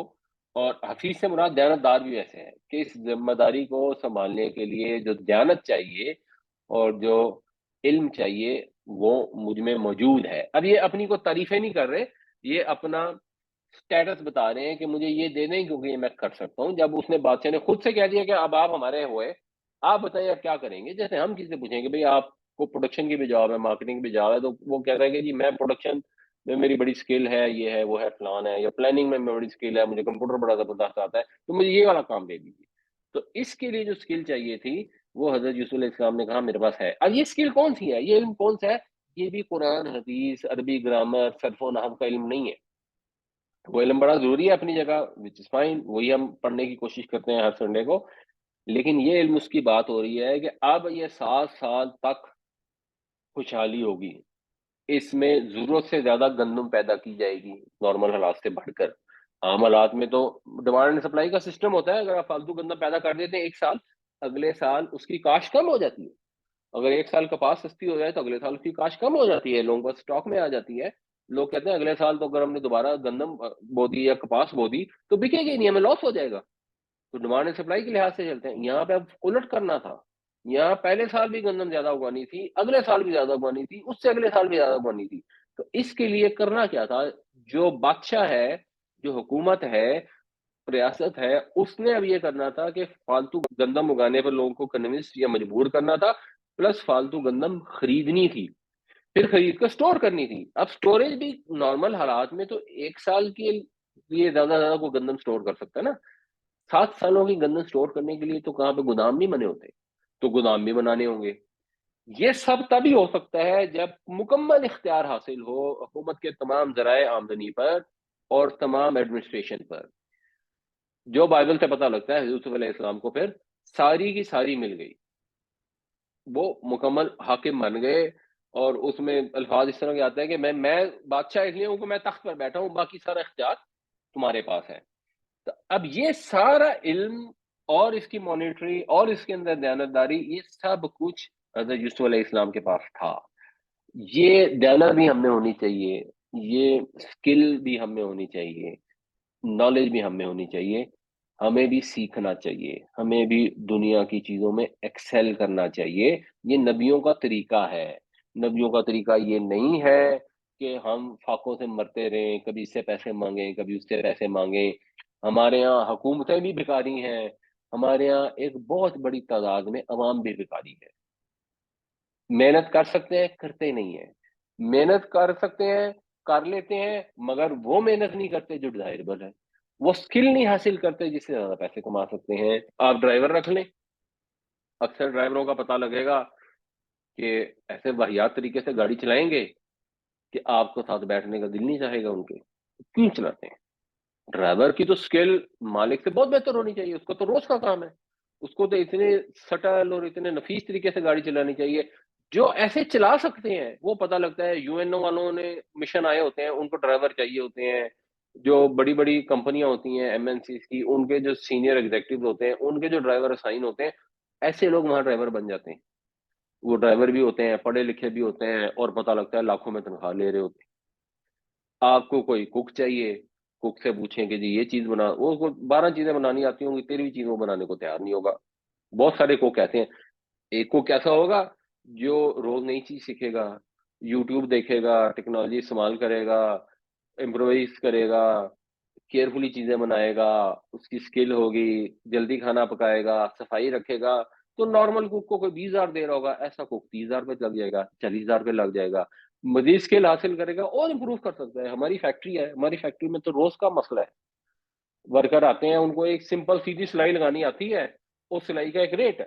وہ 1 منٹ سلائی لگائیں گے تو پتہ لگا جی 1 منٹ سلائی لگانے کے آپ کو 1 روپیہ مل رہا ہے. ایک کمپلیکیٹڈ سلائی ہے، آپ نے پینٹ کی بیلٹ بنانی ہے، وہ 1 منٹ کا کام کرنے کے آپ کو 6 روپے مل رہے ہیں. 6 گنا زیادہ پیسے مل رہے ہیں. 1 منٹ والی سلائی کر کے بندہ بمشکل 20-25 ہزار روپے کمائے گا. اگر وہ بیلٹ والا کام کر لے گا تو وہ 80-90 ہزار روپے کما سکتا ہے آرام سے. وہ اسکل سیکھنے کو تیار نہیں ہے. آپ ٹرینر رکھتے ہیں، ان کو کنونس کرتے ہیں، وہ کہتے ہیں کہ نہیں ہم فارغ بیٹھے رہیں گے، ہم بھوکے مرتے رہیں گے، فاقے کر لیں گے، ہم نے اسکل نہیں سیکھنی.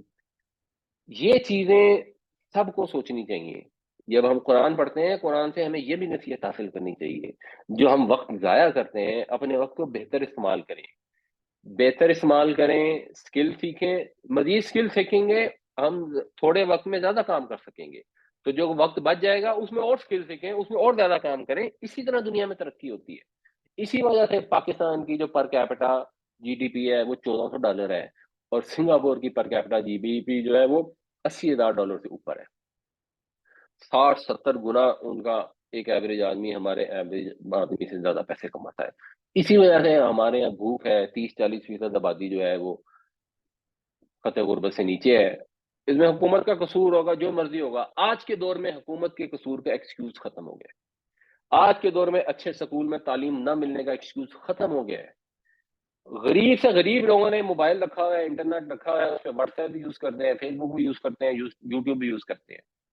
تو جس نے یوز کرنا ہے تو اسی انٹرنیٹ کے اوپر خان اکیڈمی بھی موجود ہے، اسی انٹرنیٹ کے اوپر لینگویج لرننگ کی چیزیں بھی موجود ہیں، اسی یوٹیوب کے اوپر کھانا پکانے کے طریقے بھی ہیں، اسی یوٹیوب کے اوپر دنیا کا ہر کام کرنے کا طریقہ ہے. تو یہ حفاظت کی صلاحیت بھی ہونی چاہیے اور علم ہی ہونا چاہیے، اور یہی ہمارے نبی پاک صلی اللہ علیہ وسلم کی دعا ہے، ربی زدنی علما، اے میرے رب میرے علم میں اضافہ فرما۔ اور سنت الہی کیا ہے؟ انسان ایفرٹ کرتا ہے، اللہ تعالیٰ اس میں برکت ڈالتا ہے۔ اگر انسان ہاتھ پہ ہاتھ رکھ کے بیٹھا رہے کہ میں نے تو کوئی محنت نہیں کرنی، اور اللہ سے اکیلی دعائیں کرتا رہے، تو اللہ تعالیٰ کا یہ طریقہ ہے نہیں۔ قال اجعلنی علی خزائن الارض انی حفیظ علیم، کہا مجھے مقرر کر دیجئے ملک کے ذرائع آمدنی پر، بے شک میں حفیظ بھی ہوں اور علیم بھی ہوں۔ وَكَذَلِكَ مَكَّنَّا لِيُوسُف، یہ وہی مکین والا لفظ ہے، پھر اس طرح ہم نے اقتدار بخشا یوسف کو، فی الارض ملک میں، یتبوأ منہا، بوا یا ببو جو ہے یہ بے واو اور الف سے ہے، اس کا مطلب با یا بو کا تو مطلب ہے اپنی رہائش گاہ کی طرف لوٹنا، تو پھر باب تفعل جو ہوتا ہے تبوا یا تبو، اس کا مطلب ہوتا ہے کہیں پر رہائش اختیار کرنا۔ تو ہم نے اس کے لیے اقتدار بخشا کہ وہ رہائش اختیار کر لے اس میں، یعنی وہ جہاں چاہے سیٹل ہو جائے، حیث یشاء، جہاں چاہے سیٹل ہو جائے، مطلب بامحاورہ کیا بنے گا؟ اس کو اقتدار بخش دیا، اب وہ جو چاہے کرے، جہاں چاہے اپنے اختیار کا استعمال کرے۔ مراد اس سے یہ ہے جس ملک کے حصے میں چاہے دورہ کرے، جو نظم و نسق ان کو ضروری ہے اس کے لیے احکام صادر فرمائے۔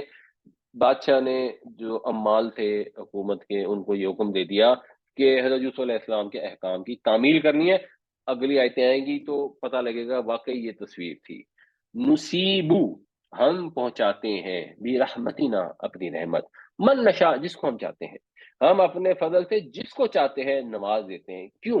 کیونکہ جو اختیار ہے، اقتدار ہے، بنیادی طور پر تو اللہ کے پاس ہے۔ بادشاہ تو ایک ذریعہ بنا، یہ تو اللہ کی قدرت اور مشیت کا ایک ادنا کرشمہ تھا کہ ایک غلام ہے، اس کو بھائیوں نے پھینک دیا کہ اس کو کوئی کھا جائے، اٹھا کے لے جائے، قتل کر دے، جہاں مرضی جائے، ہماری جان چھٹ جائے۔ اس کو اپنی طرف سے ذلیل سمجھا، کمزور سمجھا، کنویں میں پھینک دیا، وہاں آگے غلام بن کے بک گیا۔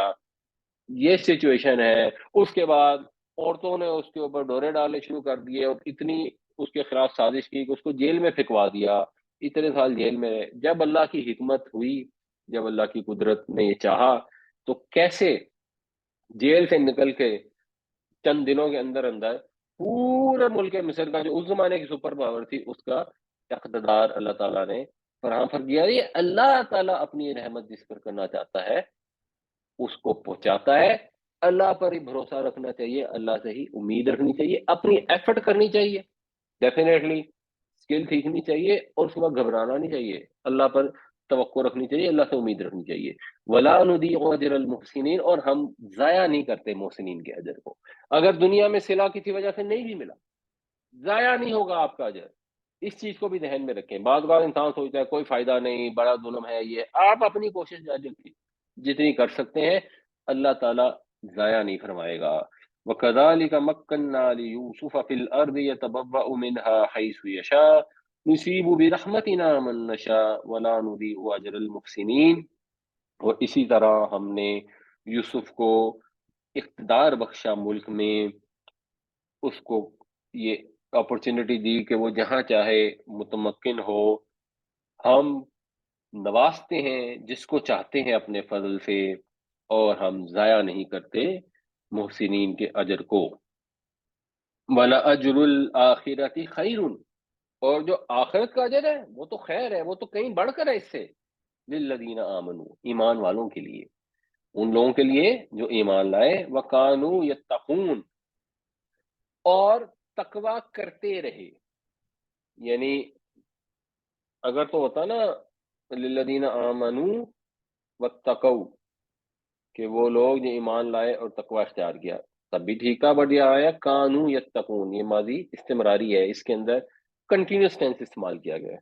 تقوی کرتے رہے یعنی تقوی پر قائم رہے، مستقل، کیونکہ تقوی ایسی چیز ہے، اللہ تعالیٰ کے منع کیے ہوئی چیزوں سے بچنا، اپنے آپ کو بچانا، پرہیزگاری اختیار کرنا، یہ مسلسل ریکوائرڈ ہے۔ تو مسلسل خدا کے حدود و قیود کی خلاف ورزی سے بچتے رہے، ایمان پر ثابت قدم رہے، ایمان لائے۔ ایمان لانے کا مطلب یہ ہے کہ انسان اللہ کی منع کیا ہوئی چیزوں سے بچے۔ وَلَأَجْرُ الْآخِرَةِ خَيْرٌ لِّلَّذِينَ آمَنُوا وَكَانُوا يَتَّقُونَ، اور آخرت کا اجر اس سے کہیں بڑھ کر ہے ان لوگوں کے لیے جو ایمان لائے اور تقوی پر قائم رہے۔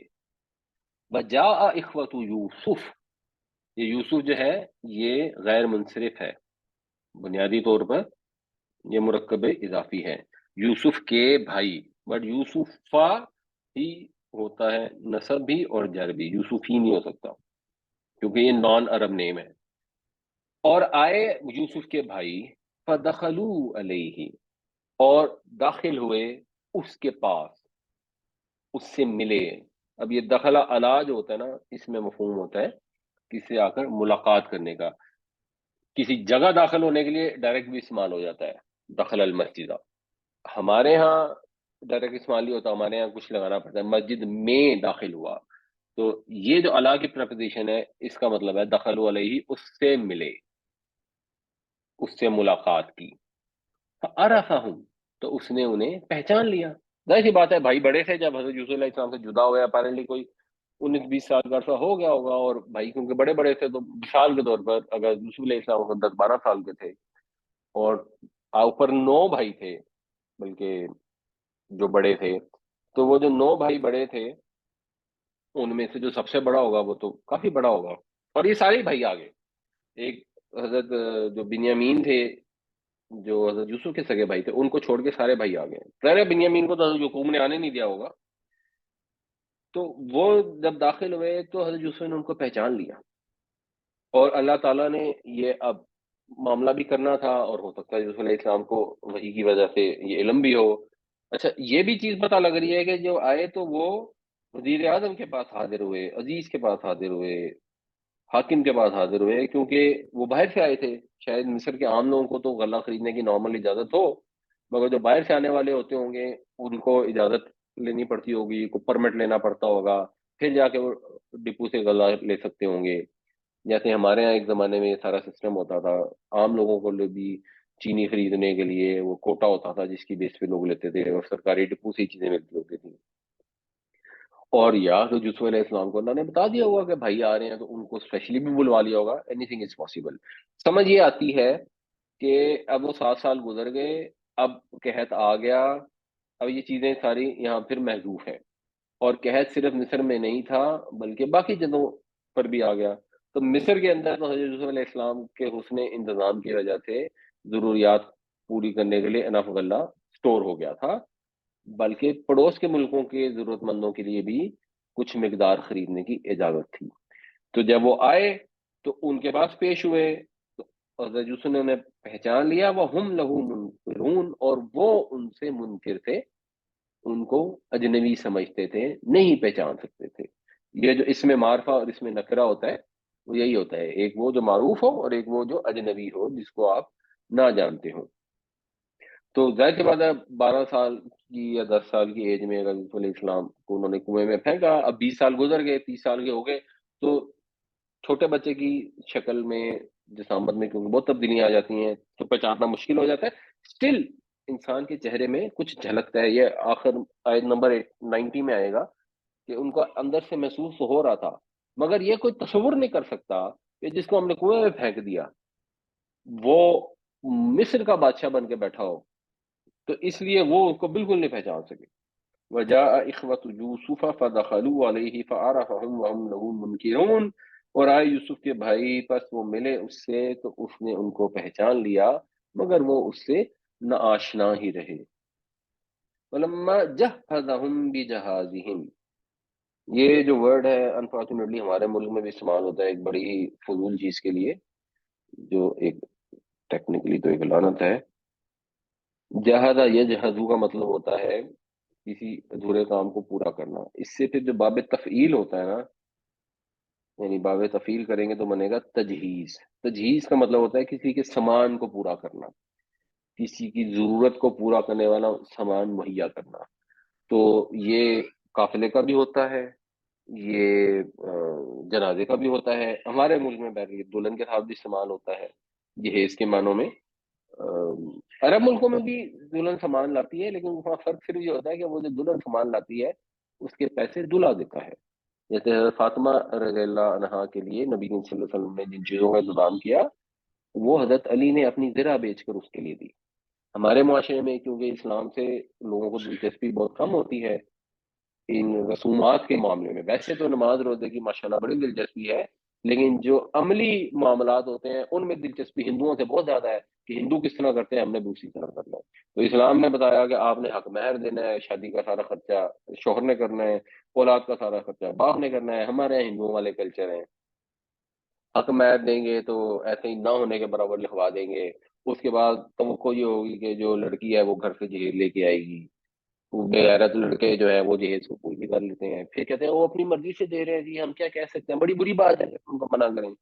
پھر جب وہ کوئی بچے بچے پیدا ہوتے ہیں، خاص طور سے پہلا بچہ، اس کا بھی سارا خرچہ جو ہے وہ لڑکی والوں نے کرنا ہوتا ہے، حالانکہ یہ قرآن میں واضح طور پر بتایا گیا کہ ذمہ داری باپ کی ہے۔ قرآن میں تو یہاں تک آتا ہے کہ میاں بیوی کی طلاق ہوگی، اب میاں بیوی کی طلاق ہو گئی ہے، چھوٹا بچہ ذرا ماں کے پاس ہوگا، اگر باپ یہ چاہتا ہے کہ اس کی ماں اس کو دودھ پلائے تو باپ اس کو کپڑے اور کھانا خرچہ دے اس کام کا، سگی ماں کو دودھ پلانے کا، کیونکہ یہ باپ کی ذمہ داری ہے۔ بہرحال اللہ تعالیٰ ہمیں قرآن سے، اپنے دین سے، اپنے رب سے، اپنے نبی پاک سے صحیح تعلق قائم کرنے کی توفیق عطا فرمائے تاکہ اس طرح کے فضول چیزوں سے بھی ہم بچ سکیں۔ مگر تجہیز کا مطلب ہوتا ہے کسی کا سامان پورا کرنا، اور پھر جس چیز میں وہ سامان ڈالا جاتا ہے، یا وہ بنیادی طور پر سامان کے لیے لفظ استعمال ہوتا ہے جہاز، اور پھر جس چیز میں وہ رکھا جاتا ہے اس کو بھی جہاز کہہ دیا جاتا ہے، وہ بھی اردو میں، تو ہم ہوائی جہاز کو جہاز اس لیے کہتے ہیں، مگر ویسے جہاز کا مطلب ہوتا ہے سامان۔ تو جب اس نے سامان تیار کیا، ان کا سامان یعنی جب اس نے ان کا سامان تیار کر دیا، اب دونوں میں سامان دو دفعہ نہیں استعمال کریں گے، کالا تو کہا ایتونی بِأَخٍ، یہ وہی ایتونی بھی تھا، یہاں بھی یقین ہے، لاؤ میرے پاس بھائی کو، اخن لکم جو تمہارا بھائی ہے، من ابیکم تمہارے باپ میں سے، یعنی تمہارا سوتیلا بھائی ہے، سگا بھائی نہیں ہے، ماں علیحدہ ہے، تمہارے باپ میں سے جو بھائی ہے اس کو بھی لے کے آؤ۔ محسوس ایسا ہوتا ہے کہ ایک سیٹل تھی کوانٹٹی کہ ہم نے ایک بندے کو اتنا سامان دینا ہے، غالباً ایک بندے کو ایک اونٹ کے بغیر غلہ دے سکتے تھے، تو ان کو کہا کہ 10 بھائی اگر ہیں اور 10 کا غلہ لینا چاہتے ہیں تو 10 کا غلہ شاید دے دیا ہو سکتا ہے والد کے نام پہ بھی غلہ دے دیا ہو، بٹ ان کو کہا کہ بھائی اب جو بھائی ہے اس کو لے کے آؤ، چلو باپ تو آپ کے بوڑھے ہیں تو نہیں آ سکتے، بھائی کو بھی نہیں لے کے آئے، ہمارا تو رول ہے ہر فرد کو اس کے حصے کا پورا پورا غلہ دیتے ہیں، الا ترون، کیا تم دیکھتے نہیں، انی اوفی الکیلا کہ میں وفا کرتا ہوں، میں پورا دیتا ہوں، الکیل غلے کو، بنیادی طور پر کیل کا مطلب ہوتا ہے ناپنا، تو ناپنے کے آلے کو بھی کہتے ہیں، اس کو بھی کیل کہہ لیتے ہیں، اور پیمانے کو جب کیل کہتے ہیں تو جو پیمانے میں چیز ہوتی ہے اس کو بھی کیل کہتے ہیں، بالکل اس طرح جیسے ہمارے یہاں جو سافٹ ڈرنک لوگ جب پیتے ہیں تو وہ یہ نہیں کہتے کہ میں سافٹ ڈرنک پی رہا ہوں یا میں فزی ڈرنک پی رہا ہوں، وہ کہتے ہیں میں بوتل پی رہا ہوں، حالانکہ بوتل نہیں پیتے، بوتل تو ویسی کی ویسی رہتی ہے، بوتل کے اندر جو چیز ہوتی ہے وہ پیتے ہیں، جو خدا نہ خواستہ لوگ شراب پیتے ہیں وہاں یہ استعمال نہیں ہوتا کہ بوتل پی رہے ہیں، وہاں یہی کہتے ہیں شراب پی رہے ہیں۔ تو ہم بعض اوقات اس کو کہتے ہیں ظرف کہہ کر مظروف کو مراد لینا، یا مظروف کہہ کر ظرف مراد لینا، یہ زبانوں میں ہوتا ہے، تو یہاں ناپنے کا آلہ کہہ کر مراد یہ ہے غلہ۔ وَأَنَا خَيْرُ الْمُنزِلِينَ اور میں بہترین منزلین میں سے ہوں، منزلین جو ہے نزلہ کا مطلب ہوتا ہے وہ اترا، انزلہ کا مطلب ہوتا ہے وہ اس نے اتارا، تو منزل ہو گیا باب افعال سے فائل، اس کا مطلب ہوتا ہے اتارنے والا، تو اتارنے والا اس سینس میں بھی ہے جیسے اللہ تعالیٰ قرآن کو اتارنے والا ہے، تو اللہ تعالیٰ کے لیے منزل کا لفظ استعمال ہوتا ہے۔ اسی طرح جب قافلہ کہیں پر پہنچتا ہے تو ان کو جو اتارتا ہیں لوگ، جب اتارتے ہیں اور ان کو جو پیش کرتے ہیں اس کے لیے لفظ استعمال ہوتا ہے نزل، قرآن میں لفظ آتا ہے ابتدائی میزبانی کے لیے، اور جو اتارنے والے ہیں ان کو کہیں گے منزل، میزبانی کرنے والے۔ تو تم یہ دیکھ ہی چکے ہو کہ میں غلہ بھی پورا پیمانہ بھر کر دیتا ہوں، اور میں بہترین میزبانی کرنے والا ہوں۔ یہ حسن اخلاق تھا حضرت یوسف علیہ السلام کا کہ جو دوسرے ملک سے مہمان ایک طرح سے آ گئے، جو ملائنے تو غلہ خرید نہیں آئے ہیں، مگر ان کی میزبانی بھی فرماتے تھے اور ان کو غلہ بھی دیتے تھے. یہ شریف النفسی تھی، لوگوں کے ساتھ ہمدردی تھی، جو اس سسٹم میں حضرت یوسف علیہ السلام نے پیدا کر دی. مگر اصل اب وہ چاہتے تھے کہ میرا جو چھوٹا بھائی، جو سگا بھائی ہے، وہ کسی طرح میرے پاس آئے. تو انہوں نے ان سے کہا کہ اب اس کو بھی تم لے کر آنا. وَلَمَّا جَهَّزَهُم بِجَهَازِهِمْ قَالَ ائْتُونِي بِأَخٍ لَكُم مِّنْ أَبِيكُمْ أَلَا تَرَوْنَ أَنِّي أُوفِي الْكَيْلَ وَأَنَا خَيْرُ الْمُنزِلِينَ. اور جب اس نے تیار کر دیا ان کا سامان تو فرمایا کہ اپنے ستیلے بھائی کو بھی میرے پاس لائیو، اپنے اس بھائی کو بھی میرے پاس لائیو جو تمہارے باپ میں سے ہے. کیا تم دیکھتے نہیں کہ میں غلہ بھی پورا پیمانہ بھر کر دیتا ہوں اور میں میزبانی بھی بہترین کرنے والا ہوں. ایک طرح سے ان کو یہ بھی کہا کہ بھائی اگلی بار پھر آنا، تمہیں دوبارہ غلہ ملے گا، تمہیں دوبارہ اچھی تمہاری او بھگت ہوگی، لیکن بھائی کو ساتھ لے کر آنا. فَإِن لَّمْ تَأْتُونِي بِهِ، پس اگر تم اس کو نہ لائے، فَلَا كَيْلَ لَكُمْ، تو کوئی غلہ نہیں ملے گا تمہیں، عندی میرے پاس سے، وَلَا تَقْرَبُونَ، اور نہ تم میرے قریب آ سکتے ہو. پھر اگر تم بھائی کو نہیں لا سکتے تو غلہ قطن نہیں ملے گا، کوئی غلہ نہیں میرے پاس تمہارے لیے، اور میرے قریب بھی تم نہیں پھٹک سکتے. فَإِن لَّمْ تَأْتُونِي بِهِ فَلَا كَيْلَ لَكُمْ عِندِي وَلَا تَقْرَبُونَ، بس اگر تم اسے میرے پاس نہیں لاؤ گے تو تمہارے لیے میرے پاس کوئی غلہ نہیں ہے اور نہ ہی تم میرے قریب پھٹک سکو گے. یا حضرت یوسف علیہ السلام کے پاس جو علم تھا، جو مطلب خواب کا علم، یا اس کے علاوہ جو ان کا دنیاوی علم تھا جیسے آپ بتا رہے تھے، تو اس کے لیے یہ اللہ کی طرف سے تھا، یا انہوں نے کوئی کہیں سے کسی انسٹیٹیوشن سے یا کہیں سے نالج لیا تھا، یہ جو ہم نے یا اللہ کی طرف سے تھا؟ شروع میں سورہ یوسف سے جو پڑھا نا، تو اللہ کی طرف سے تو علم جی تھا ہی، آپ اللہ کے پیغمبر تھے. اور یہ جو خوابوں کی تعبیر بتا دینے والا علم، تو یہ تو ظاہر ہے اللہ کی طرف سے ہے، کیونکہ اس میں تو غیب کا علم ہے، اور غیب کا علم تو صرف پیغمبروں کو دیا جاتا ہے. لیکن اگر آپ شروع سے یاد کریں، سورہ یوسف شروع ہوتی ہے تو وہاں پہ اللہ تعالیٰ جب وہاں پہنچاتے ہیں عزیز مصر کے پاس، تو وہاں الفاظ جی یہی استعمال ہوئے ہیں. جب وہ خرید لیا اس کو مصر میں ایک شخص نے، تو اس نے اپنی بیوی سے کہا کہ ان کو صحیح طریقے سے رکھنا، ہو سکتا ہے اس کو فائدہ پہنچے یا ہم اس کو اپنا بیٹا ہی بنا لیں. یہاں پہ اللہ تعالیٰ یہ فرماتے ہیں وَكَذَلِكَ مَكَّنَّا لِيُوسُفَ فِي الْأَرْضِ، اس طرح ہم نے ٹھکانہ دیا یوسف کو زمین میں، ملک مصر میں، اور اس لیے کہ ہم اس کو باتوں کی تہہ تک پہنچنا سکھائیں. واللہ غالب علی امری، تو بنیادی طور پر پلان اللہ تعالیٰ کا تھا، لیکن اللہ تعالیٰ نے اس کے لیے اسباب کے ذریعے بھی حضرت یوسف علیہ السلام کی ٹریننگ فرمائی کہ عزیز مصر کے پاس پہنچ گئے. وہاں پہ جتنے بھی 8-9 سال رہے، وہ 12 سال کی عمر سے لے کر جوان ہونے تک، جس کے اندر وہ ایک بہت بڑا افسر تھا یا وزیر اعظم تھا، تو اس نے اپنے بیٹوں کی طرح حضرت یوسف علیہ السلام کو رکھا. تو ظاہر سی بات ہے پھر جو دنیا میں درباری یا باقی اہم امپورٹنٹ لوگ آتے ہوں گے، ملتے ہوں گے، اور بائبل سے پتہ لگتا ہے کہ اس نے حضرت یوسف علیہ السلام کو کئی چیزوں میں انوالو کیا ہوا تھا. تو اس سے جو ٹریننگ ہوئی اور اس سے جو لرننگ ہوئی، یہ وہ اسکل ہے، یہ وہ ایکسپرٹیز ہے جو دنیاوی ایکسپرٹیز ہے. جی ویری کوئک کمنٹ جی، ماشاءاللہ یہ بڑا زبردست پوائنٹ آپ نے ماشاءاللہ بڑی اچھی ڈسکشن دی کہ ہمارے جو ہے نا جی دین کے نالج اور دین کی اپلیکیشن کے علاوہ دنیا کے جو سکلز میں ہے اس میں بھی ایز اے امت ایز اے گروپ ہم نے ایکسل کرنا ہے. اور یہ ایک بہت بڑی وجہ ہے ہمارے آج کل کرنٹ افیئرس کی، جس میں ہم باقی اقوام سے پیچھے ہیں، کہ ہم نے دنیا کے ایز اے گروپ جو ہے ایز اے امت ہم نے دنیا کے جو سکلز ہیں یا نالج ہے اور اس کی اپلیکیشن، اس میں ہم پیچھے رہ گئے ہیں جی. اور تو یہ بڑا ایک پروفاؤنڈ میسج ملا ہے آج کے سبق سے جی، کہ اس میں بھی ہم ایکسل کریں دنیا کے سکلز میں، نالج میں، تاکہ باقی اقوام کے قریب پہنچے. یہ کہ انہوں نے سوال کیا ہے کہ حضرت یوسف کو ندی کے نیچے کیوں دفن کیا؟ ندی کے نیچے دفن نہیں کیا تھا، کنویں میں پھینکا تھا. اور بعد میں حضرت موسیٰ نے کیوں اور کہاں شفٹ کیا، اس میں اللہ کی کیا مصلحت تھی؟ نہیں، حضرت موسیٰ نے اچھا جو بعد میں شفٹ کیا، وہ اللہ تعالیٰ نے ان کو فرعون کے چنگل سے چھڑانا تھا، اور فلسطین کی جو زمین تھی اس کو ان کے لیے ایک آزمائش کے تحت وہاں بھیجنا تھا، اس کے اندر برکتیں رکھی تھی، اس کو انہیں وارث بنانا تھا۔ جو حضرت موسیٰ کے امیڈیٹ ساتھی تھے انہوں نے اس میں کم ہمتی دکھائی تو وہ نہیں کر سکے۔ تو اب اس میں اللہ کی کیا مصلحت تھی، یہ صحیح مصلحت اللہ کو ہی پتہ ہوگی کہ اللہ تعالیٰ نے حضرت یوسف کو پہلے فلسطین کے علاقے سے مصر میں بھیج دیا، اور پھر کئی نسلوں کے بعد حضرت موسیٰ علیہ السلام جب بنی اسرائیل غلامی کی زندگی گزارے تب ان کو نکال کر واپس فلسطین میں بھیج دیا۔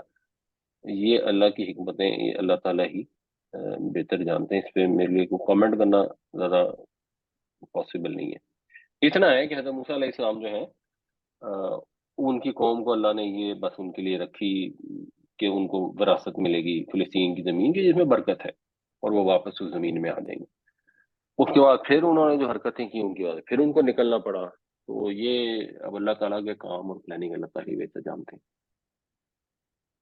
اچھا جی، آج ہم ڈسکس کریں گے مضارع کی حالتیں۔ جیسے ہم نے اسم کی حالتیں ڈسکس کی تھی نا، رفع، نصب اور جر، اسی طرح فعل مضارع کی بھی 3 حالتیں ہوتی ہیں جنہیں رفع، نصب اور جزم کہتے ہیں۔ تو آج ہم نصب کو ڈسکس کر لیں گے۔ بنیادی مقصد یہ ہے کہ آپ وہ پہچان لیں کہ نصب ہے، اور آپ ریلیٹ کر لیں کہ اس کی ریزن کیا ہے۔ جب ریزن آپ کو سمجھ آ جاتی ہے نا تو پھر آپ ترجمہ صحیح کرنے میں کامیاب ہو جاتے ہیں۔ یہ ابھی جو میں چیز بتا رہا ہوں یہ آپ کو یاد رکھنے کی ضرورت نہیں ہے کہ یضربو سے کیا بنے گا، یہ تو قرآن شریف میں دیا ہوگا، آپ نے پہچاننا ہے کہ اچھا یہ نصب ہے، بس یہ کرنا ہے۔ یضربو جو ہے نا یہ رفع کی حالت ہے۔ اب کامن سینس سے آپ سمجھ سکتے ہیں کہ یضربو سے جو نصب کی حالت ہوگی وہ یضربا ہوگی۔ جو جمع ہے اس کے اندر جیسے وہاں پر جمع اور تسنیہ میں مسئلہ ہوتا تھا کہ مسلمون سے تو مسلمان ہو گیا، لیکن مسلمونہ سے مسلمینہ ہو جاتا ہے۔ اسی طرح یہاں پر کیا ہوتا ہے، یہاں آسان ہے، یہاں پہ یہ جو نون ہے اس نون کو کہتے ہیں نون اعرابی۔ یہ جو نون اعرابی ہے نا یہ ختم ہو جاتی ہے، اور ایک نون ہے اس کو کہتے ہیں نون نسوہ۔ یہ نون نسوہ نہیں ختم ہوتی، بس اتنا سا یاد رکھنا ہے پہچاننے کے لیے۔ باقی یہ آپ کو قرآن شریف میں تو کرا ہوا ملے گا، تو آپ نے خود نہیں کرنا، اس لیے وہ مسئلہ نہیں ہے۔ اچھا، اب یہ یضریبانی کی جو نون ہے یہ نون اعرابی ہے تو یہ ختم ہو جائے گی، یہ ہو جائے گا یضریبا۔ اسی طرح یضریبونا سے ہو جائے گا یضریبو۔ جو مؤنث غائب ہے وہ سمپل ہے، یضریبو سے یضریبا ہوا تھا تو تضریبو سے تضریبا ہو جائے گا، یضریبانا سے یضریبا ہوا تھا تو تضریبانی سے تضریبا ہو جائے گا۔ یہ جو یضربنا ہے یہ اس میں کوئی چینج نہیں آئے گی کیونکہ یہ نون نسوہ ہے، یہ وہی کی وہی رہے گی۔ اب آگے والے اسی پیٹرن پہ اگر آپ دیکھیں گے تو بہت آسان ہے، یہ تو اسی طرح ہو جائے گا۔ اور جو مؤنث حاضر ہے تضریبینہ، اس کی نون جو ہے یہ نون اعرابی ہے، یہ نون نسوہ نہیں ہے، یہ نون ختم ہو جائے گی تضریبی ہو جائے گا۔ باقی پھر یہ تضریبانی کی تضریبہ ہو جائے گا، تضریبنا کا وہی رہے گا، اضرب سے اضریبہ ہو جائے گا، اور نضرب سے نضربہ ہو جائے گا۔ یہ مضارع کے نصب کی حالتیں ہوتی ہیں، یہ آپ نے صرف دیکھ کے پہچاننی ہے، ان کا رٹا لگانے کی ضرورت نہیں ہے۔ رول یاد رکھنا ہے صرف آپ نے کہ پیش کی کا زبر آ جائے گی اور نون اعرابی ختم ہو جائے گی، نون نسوہ میں کوئی چینج نہیں آئے گی۔ یہ 3 رول ہیں، تو ان کو ہلکا سا یاد رکھنا ہے۔ باقی قرآن شریف میں کیونکہ آپ کو یہ دیے گئے ہوتے ہیں تو آپ نے بس پہچاننا ہے اور آپ کو سمجھ آ جائے گی۔ تو اب اس کی وجوہات کیا ہوتی ہیں؟ وہ مین وجوہات جو مضارع کے تغیرات میں یا اس کی حالت چینج کرنے میں جو نصب کی ہیں وہ ہے لن، ان، اذن، کئی اور حتی۔ اس میں جو اذن ہے نا یہ قرآن شریف میں نصب کے معنوں میں استعمال غالباً نہیں ہوا، تو اس لیے اس کی پریشانی کی ضرورت نہیں، اس کو چھوڑ دیں۔ لن بہت استعمال ہوا ہے، اس کا مطلب ہوتا ہے ہرگز نہیں، اور یہ مستقبل کے ساتھ معنی کو مخصوص کر دیتا ہے۔ تو مثال کے طور پر نؤمنو کا مطلب ہے ہم ایمان لاتے ہیں یا ہم ایمان لائیں گے۔ جب اس کے ساتھ لن آ جائے گا تو اس کا مطلب ہو جائے گا لن نؤمن لکا، ہم ہرگز نہیں ایمان لائیں گے، ہم ہرگز نہیں بات مانیں گے تیری۔ ان کا مطلب کہ ہوتا ہے، یہ سب کو پتہ ہے۔ یضربو کا مطلب ہوتا ہے وہ مارتا ہے، اگر ان آ جائے گا تو پھر ہو جائے گا ان یضربا، کہ وہ بیان کرے، مثلا مثال، بے شک اللہ نہیں شرماتا۔ کئی کا مطلب ہوتا ہے تاکہ، اور لام زیر لی، لام کی بہت ساری قسمیں ہوتی ہیں، ان میں سے ایک قسم کو کہتے ہیں لام کئی، اس کا مطلب یہی ہوتا ہے تاکہ۔ جب تاکہ آتا ہے نا تو اس کے ساتھ بھی نصب آ جاتی ہے۔ تو مثلا یعلم کا مطلب ہوتا ہے وہ جانتا ہے، تو کئی اگر لگے گا وَمِنْكُمْ مَن يُرَدُّ إِلَىٰ أَرْذَلِ الْعُمُرِ، اور تم میں سے ایسے ہیں جن کو ہم نکمی عمر تک پہنچائیں گے، لِكَيْ لَا يَعْلَمَ، یہاں میم پر زبر آ گئی، تاکہ وہ نہ جان سکے من بعد علم شیئا، بعد علم کچھ بھی، یعنی الزائمر ہو جائے، اس طرح کی کوئی مسئلہ ہو جائے۔ اور اسی طرح ذالک لیعلم، یہ اس لیے تاکہ وہ جان لے۔ تو کئی یا لام کئی یہ بھی نصب دیتے ہیں، اور حتیٰ جو ہے جس کا مطلب یہاں تک ہے یہ بھی نصب دیتا ہے، تو مثلا یہ یقولانی ہے تو اس کی نون ختم ہو جائے گی اور وہ ہو جائے گا ما یعلمان من احد حتی یقولا، وہ نہیں کسی کو بھی سکھاتے تھے کوئی چیز بھی، یہاں تک کہ اس کو یہ کہہ دیتے تھے کہ ہم تو فتنہ ہے، ہم آزمائش ہیں، تو تم کفر نہ کرنا۔ تو یہ بیسک سمپل سے ہیں نصب کی وجوہات، ان کو آپ نے ذہن میں رکھنا ہے۔ اب اس کی پریکٹس ہے، اب آپ لوگوں نے مثلا یہاں یہ بتانا ہے کہ اگر ہم حتیٰ استعمال کرتے ہیں تو یعبدو سے کیا بنے گا؟ حتیٰ یعبدون، اچھا جی، کوئی اور بتائیں؟ یعبد، حتیٰ یعبدا، یعبدون سے کیا بنے گا؟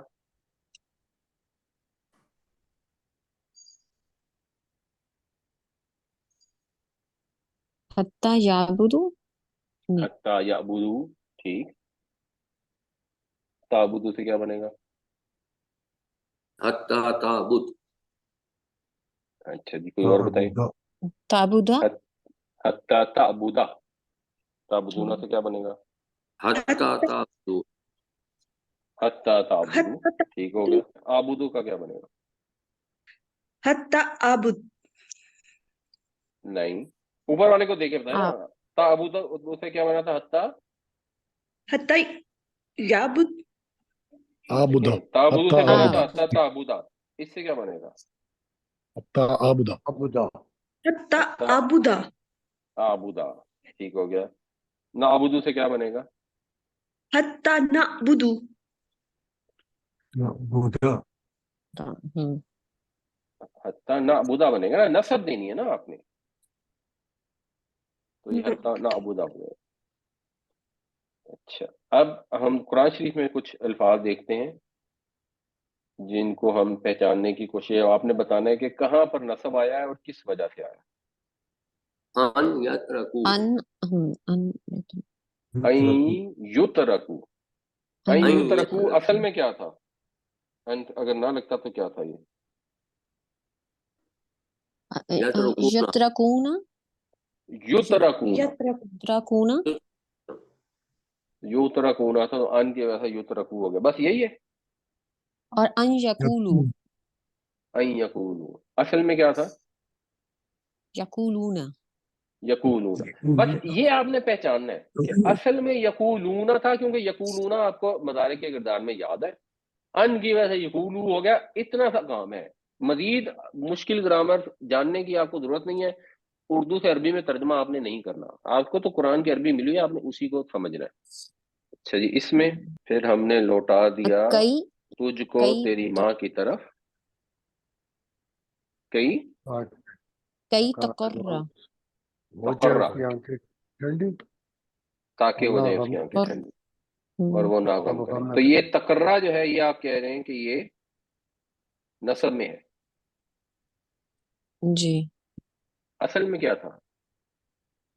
کرو نا، تقربو، کرو، تقرر، کرو، ٹھیک ہو تقرو، گیا، اصل میں یہاں صرف رے پر پیش تھی بس، تقرر تھا تو جی جی، تقرر ہو گیا، یہی پہچاننا ہے، تو یہ ہمیں سمجھ لگ جائے گی یہ مونس کا سیغہ ہے، بس یہی ہے اس میں، تقربنا، نہیں یہ تو پتہ لگ گیا نا کہ یہ تقرہ جو ہے اوریجنلی تقرر تھا، یہاں پر اوریجنلی پیش تھی، ٹھیک ہے نا، یہاں پر ولا نون تھی اوریجنلی، تحزن، ولا تحزن، فرجعنا، نہیں فرجعنا تو ماضی ہے نا، رجعنا ضربنا کے وزن، جی، یہ تو ماضی ہے، ماضی پہ نہیں تغیر آتا، مضارع پر آتا ہے۔ اوکے، تو آپ جب یہ پہچان رہے ہیں نا تو آپ کو یہ بھی پتہ لگ گیا کہ یہ لا تحزنا بھی ہے، یہ تحزنا بھی اس سے کنیکٹڈ ہے کئی سے، تو پھر جب آپ ترجمہ کریں گے تو آپ صحیح کریں گے، تاکہ اس کی آنکھیں ٹھنڈی ہوں اور تاکہ وہ غم نہ کرے،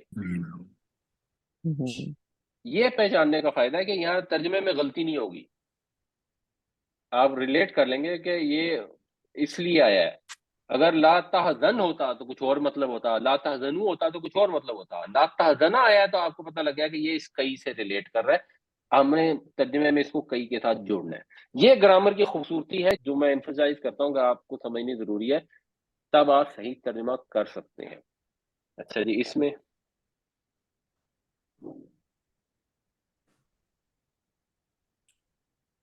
یہ خطبکما اس میں مضارع کدھر ہے؟ دیرا سارے نسخی یس ہے دیرا نہیں، نسخی ہے نا، نسخی تو ٹھیک ہے، ہم نہیں حتی کھلا مضارع ہے یسدرا سر جی، نسخی مضارع ہے نا سر. نسخی مضارع ہے، لیکن اس کے اوپر نصب نہیں آیا نا، تو پھر یہ یہ نارمل ہے نسخی. یس یس دیرا، تیرا ہوگا. تو یسدیرا مضارع ہے اس میں. ہاں جی، نسخی بھی مضارع ہے لیکن نسخی پہ نصب نہیں آیا، یس دیرا پر نصب آ گیا.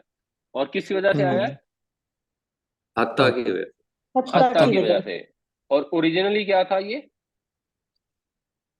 یسدرانی یس یس یسدرو یس دیرو درا یسدرو. درو اچھا اوکے یس دیرانی ہوتا تو پھر یہاں پہ ایک الف آ رہی ہوتی نا، پھر یس دیرا بنتا. جی جی جی جی اوکے یس دیرو تھا.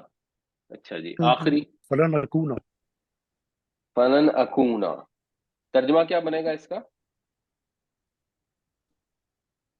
ہرگز بس نہیں، ہرگز نہ ہوں گے. بس ہرگز نہیں میں تھا. بس ہرگز نہیں میں ہوں گا، بنوں گا، کیونکہ یہ مستقبل کا خاص کر دیتا ہے نا. اے میرے رب، مضارع ہے. تو نے میرے پر نعمت فرمائی ہے، میں کبھی بھی مجرموں کا پشت پناہ جو ہے وہ نہیں بنوں گا. نہیں مضارع ہے یہ. جی جی، فلن یہ مضارع اکونا ہے نا. کانا ماضی، مضارع. یکونو، یکونو مضارع ہے، یکونو وہ ہوتا ہے یا ہوگا، اکونو میں ہوتا ہوں یا میں ہوں گا. اللہ تعالیٰ ہمیں قرآن پڑھنے، سمجھنے، اس پر عمل کرنے کی توفیق عطا فرمائے. اللہ تعالیٰ ہمیں اپنے نبی پاک صلی اللہ علیہ وسلم کے اسوہ حسنہ کو فالو کرنے کی بھی توفیق عطا فرمائے. آمین یا رب العالمین. السلام علیکم ورحمۃ اللہ وبرکاتہ.